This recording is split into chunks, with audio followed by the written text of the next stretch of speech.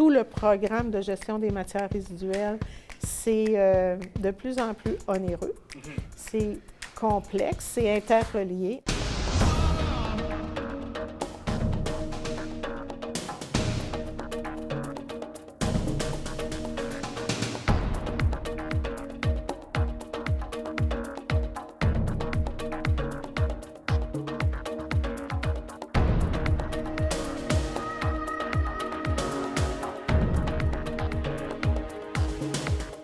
Encore une fois, pour votre présence à la réunion ordinaire du Conseil des maires de la MRC de Charlevoix-Est.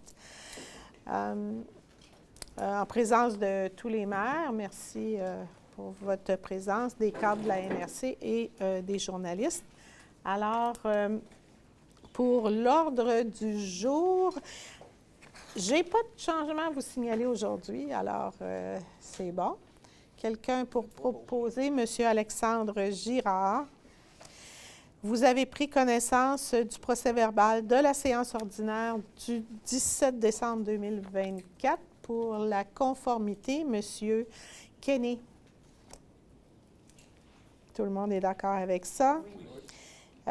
Il y avait aussi la liste des comptes à payer et les frais de déplacement de la MRC et les comptes à payer du TNO pour janvier 2025, M. Couturier. Tout le monde est d'accord? Oui.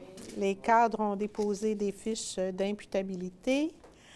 Et nous avons maintenant les déboursés de la MRC et du TNO pour la période du 1er octobre au 31 décembre. M. Gauthier? Oui. Tout le monde est d'accord? Oui. Le plan triennal 2025-2028 nous a été transmis par le Centre de services scolaires de Charlevoix, de même que les actes d'établissement 2025-2026. On a pris connaissance avec intérêt. Alors, pour l'acceptation, M. Couturier. En ressources humaines, alors on va offrir nos félicitations à Mme Josée Asselin, qui va occuper le poste de responsable des opérations du service d'évaluation municipale.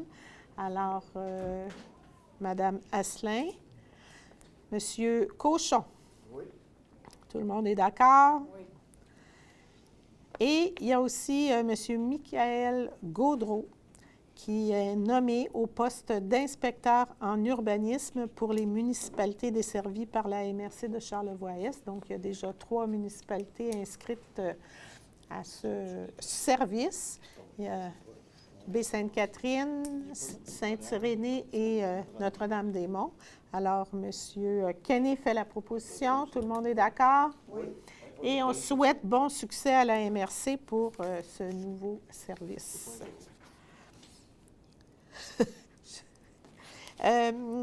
Desjardins Entreprises. Alors, on autorise Mme Marie-Gabrielle Gélina, adjointe administrative, comme utilisatrice substitut en l'absence de Mme Cathy Duchesne, responsable des opérations financières, pour faciliter l'administration. M. Girard propose. Rendez-vous national du développement local, inscription pour les journées des 22 et 23 avril au Centre des congrès de Lévis. Alors, c'est pour le personnel qui est engagé, concerné, oui, dans le développement local. Alors, qui pourra s'inscrire à ce rendez-vous annuel. Quelqu'un peut faire la proposition? M. Michel Gauthier. Tout le monde est d'accord? Oui. Maintenant, la Corporation de mobilité collective de Charlevoix. Il y a un programme d'aide au développement du transport collectif, la section aide financière au transport collectif régional. Alors, on délègue soit la préfet ou la direction générale pour ce programme d'aide. Je peux. Monsieur Couturier, tout le monde est d'accord? Oui. Même chose, Corporation de mobilité collective. Alors, on va avancer les fonds sur les subventions 2025 du transport collectif et on va aussi procéder au paiement des quotes-parts pour les transports collectifs et adaptés. Alors, Mme Gagnon fait la proposition. Tout le monde est d'accord avec ça? Oui. On est rendu au TNO, au territoire non organisé. Alors, dorénavant, c'est permis par la loi. Alors, les droits de mutation vont être facturés avec des étalements. Alors, on va pouvoir autoriser le paiement en 2 versements à l'avenir. Quelqu'un veut faire la proposition? Monsieur Tremblay? Oui. Tout le monde est d'accord? Oui. Il y a eu aussi une demande d'un avis de conformité pour le contrôle des insectes piqueurs au domaine de la forêt en territoire non organisé. Alors, quelqu'un peut faire la proposition? Mme Gagnon, tout le monde est d'accord? Oui. C'est un renouvellement d'une autorisation qui a déjà été accordée. Maintenant, un avis de conformité à la réglementation pour la relocalisation d'un refuge de la traversée de Charlevoix en TNO aussi. Monsieur Alexandre Girard. Un autre avis de conformité qui est demandé à la réglementation pour le renouvellement des droits pour l'utilisation de sentiers pour la pratique de traîneaux à chiens. Mme Gagnon le propose. Tout le monde est d'accord? On est déjà en aménagement du territoire et de l'évaluation. Alors, c'est un avis de conformité au règlement numéro 375-2024 de la municipalité de Saint-Irénée.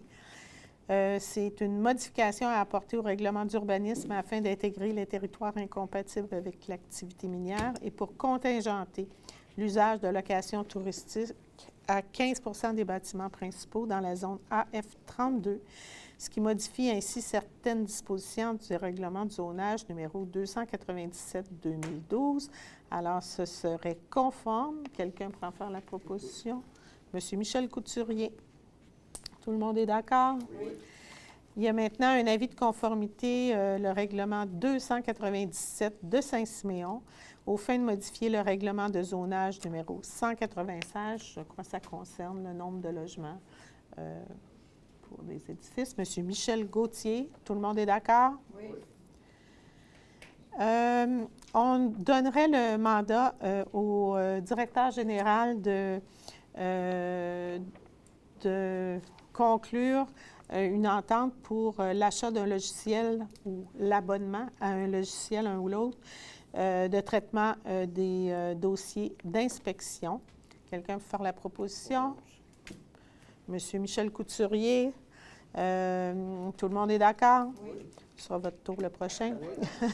Demande de consultation du ministère des Ressources naturelles et des Forêts pour le prolongement d'une ligne de distribution pour l'alimentation électrique de nouvelles résidences à Clermont. J'ai compris que c'était dans le chemin du Friche. Alors, quelqu'un peut faire la proposition? Monsieur Alexandre Girard, tout le monde est d'accord avec ça, bien entendu.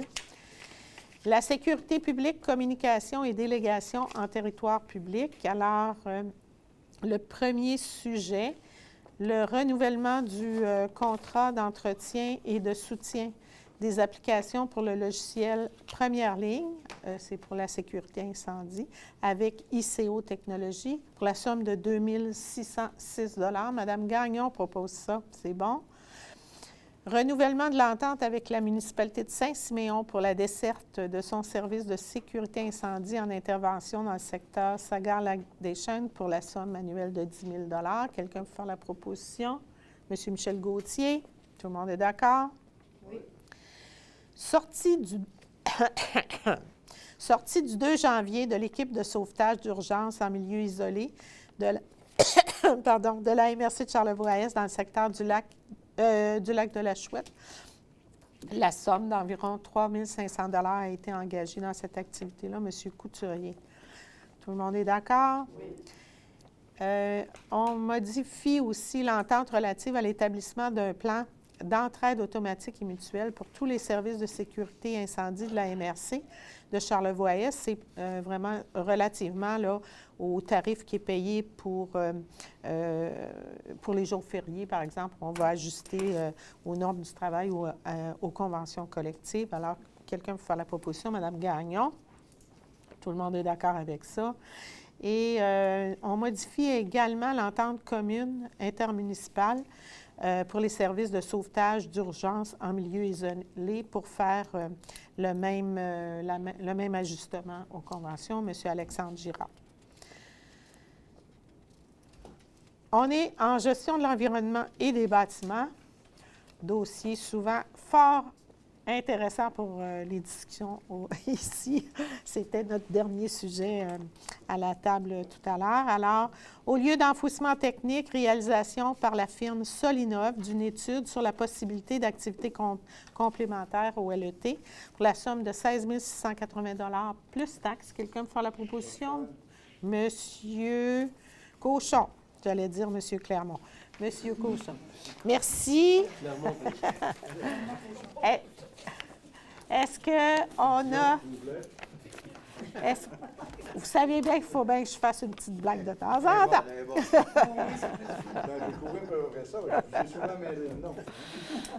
Alors, je vais faire... est-ce qu'il y a des questions ou est-ce que je vais faire un tour de table en commençant peut-être par monsieur... Hey, c'était trop beau pour être vrai. Moi, j'ai vu l'aéroport de Charlevoix. Vous a mêlé vraiment. Il y a eu un choc. Alors, je vais peut-être avoir besoin d'un petit verre d'eau. Je n'ai pas prévu, là, mais... merci. Développement économique. Plan d'action en matière d'accueil, d'intégration d'établissements durables et de pleine participation des personnes immigrantes.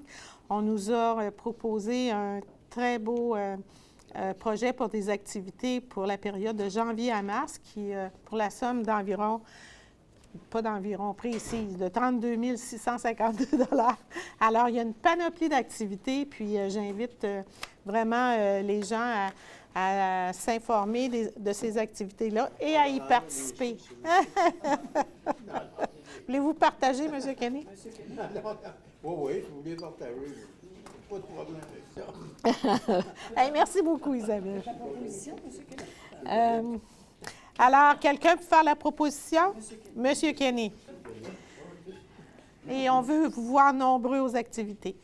Programme de soutien aux projets structurants pour améliorer les milieux de vie. Alors, il y a deux projets. Le premier, c'est un projet dans le volet municipal pour la ville de Lamalbaie. La somme qui est consentie, c'est 15 000 $ pour appuyer la démarche marketing là, qui fait la promotion de visages régionaux. Et le deuxième projet, c'est un projet dans le volet régional. C'est la ZEC Buteux qui est demandeur. Le montant consenti dans le volet des projets structurants, c'est 17 000 $, mais c'est un projet qui voisine les 400 000 $. De mémoire, c'est 394 000 $. C'est pour un pont et un sentier multi-usage. Mme Gagnon veut le proposer. Tout le monde est d'accord avec ces deux projets-là? Fonds de la région de la Capitale-Nationale, alors on amende le protocole d'entente pour prolonger le dossier qui avait été présenté par Porcherie LR Pilote. Il y a un délai pour la réalisation. Madame Gagnon aussi, qui le propose. Dans le Fonds Région et Ruralité, le soutien aux entreprises, alors on adopte l'annexe pour l'aide financière pour une campagne de socio-financement avec la ruche. Il y a des petites modifications. Monsieur Michel Gauthier. Fonds Région et Ruralité, maintenant, c'est le volet 4, soutien à la vitalisation. On amende aussi le protocole d'entente pour donner une prolongation pour la réalisation du dossier chez Léon et Lily, Monsieur Michel Couturier. Volet 4, c'est bien. On délègue une signature à la direction générale pour signer l'avenant qui nous est proposé par le ministère, qui reporte au 31 décembre 2026 la date limite pour l'engagement des fonds et au 31 décembre 2027 pour dépenser les sommes qui nous sont consenties. C'est une bonne nouvelle. Monsieur Alexandre Girard pour proposer ça? Oui. Le défi Ose entreprendre. Alors, l'octroi d'une contribution financière au montant de 600 $. Monsieur Tremblay? Oui. Tout le monde est d'accord? Oui. Et on abrogerait la résolution 24-11-31 qui est relative à l'octroi d'une contribution de l'entreprise 90-24-64-63 à même le fonds de la région de la capitale nationale. Mais en fait, il s'agit d'une technicalité. Là, c'est vraiment les noms qui vont changer, mais il s'agit toujours des mêmes promoteurs. Madame Gagnon. Tout le monde est d'accord? Oui. Je pense qu'il reste 2 sujets. Hein? C'est ça. OK. Développement culturel et patrimonial, dépôt d'une demande de financement au ministère de la Culture et des Communications pour la réalisation d'un plan d'action dans le cadre d'une entente de développement culturel. Alors, on y va pour déléguer la direction générale pour l'entente et le préfet. Pour cette entente-là, M. Michel Couturier, tout le monde est d'accord. Et on dépose le rapport final de la démarche municipalité Amis des aînés au secrétariat aux aînés du ministère de la Santé et des Services sociaux. Alors, et on va procéder en juin prochain à l'appel de projet. On va déposer un nouvel appel de projet en juin 2025. Alors, M. Cochon, vous êtes prêt à proposer ça? Tout le monde est d'accord? Pour moi, oui. Est-ce qu'on va faire le tour de table? En commençant peut-être par M. Tremblay, s'il n'y a pas d'autres questions. Carnaval,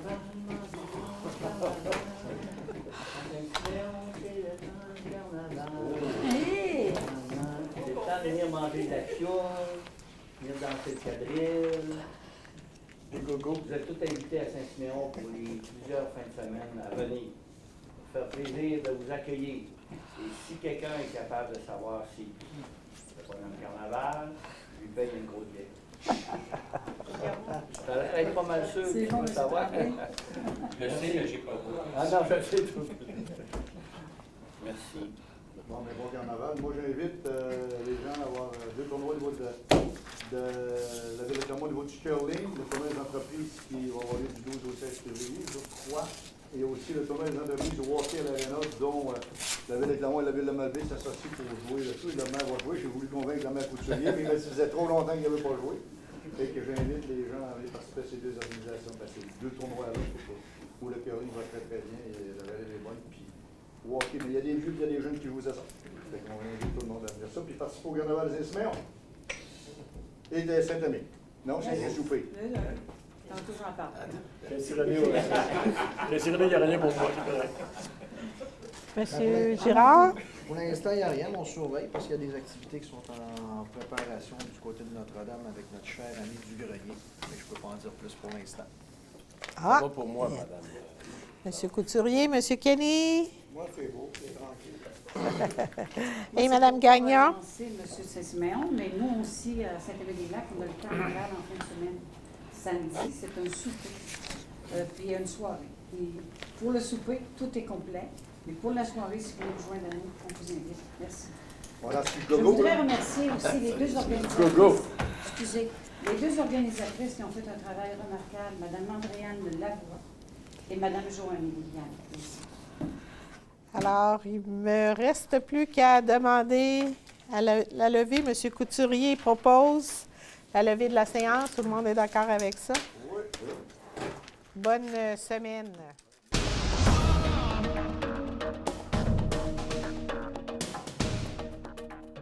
C'est le service scolaire qui dépose les prévisions de fréquentation des écoles pour les prochaines années.